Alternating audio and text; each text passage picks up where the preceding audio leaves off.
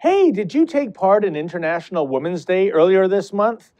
Yeah, me neither. Now, don't get me wrong, only a misogynist would campaign against equal rights for women, but the feminist movement in general, and International Women's Day in particular, is not about promoting equality amongst the sexes anymore. Rather, it's about advancing a radical left-wing agenda that most reasonable people find repugnant. All you need to know about International Women's Day can be gleaned from the poster promoting the Toronto celebration. All Women Rise Up, it's entitled, and here's how International Women's Day is being marketed by the radicals these days. Quote, no to violence and hate, rise to reconciliation now, no to racism and Islamophobia, Black Lives Matter, no to poverty, justice on the job. Good golly, Miss Molly, nothing about climate change in there?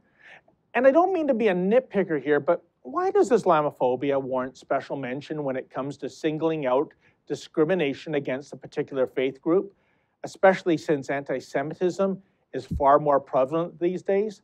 And I don't mean to be impolite, but given that the vast majority of terrorism conducted in the world today is done so in the name of Allah, what's compelling feminists to take a stand against so-called Islamophobia in the first place? I mean, would one be committing an act of Islamophobia if one were to denounce the blatantly anti-women policies found in certain Islamic nations? I speak of honor killings, female genital mutilation, Sharia law, second-class rights when it comes to everything from driving a car to voting, and of course the forced wearing of the burqa. Oh, you bet making such a connection would be considered Islamophobic by today's ever-progressive feminists. But here's why singling out Islam's spotty record on equal rights is a feminist no-fly zone. Most Islamic nations are predominantly populated by non-Caucasian people who speak different languages and dress differently than those of us in the West. And for a progressive, criticizing a visible minority is akin to denouncing mother's milk. Indeed, there's nothing more terrifying for a lefty than being labeled a racist or culturally insensitive. It's utter madness, folks, because if burqas and female genital mutilation and honor killings were the bailiwick of predominantly white Christian countries, do you really think radical feminists would keep their heads buried in the sand? Incidentally, if you read the fine print on that poster for the Toronto event celebrating International Women's Day, turns out the shindig was organized by the Centre for Women and Trans People.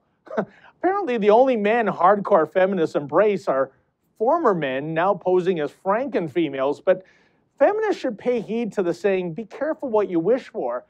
That's because the International Olympic Committee is apparently moving ahead with the idea of having pre-op trans athletes, i.e. fake women, competing as bona fide females. It would seem to me that a real feminist wouldn't want fake transgender women who are physically superior to real women competing on the same playing field, but nope, real women are being tossed under the transgender bus so that radical feminists don't come across as being transphobic. And forgive me for being cheeky here, but last time I checked, transsexuals aren't warmly embraced in Islamic regimes. Way to go, radical feminists. You've just hopped into bed with the mongoose and the cobra. Bottom line, is it any wonder an increasing number of women recoil when one asks if they're a feminist? Thankfully, most women realize that feminism has been reduced to the status of useful idiot.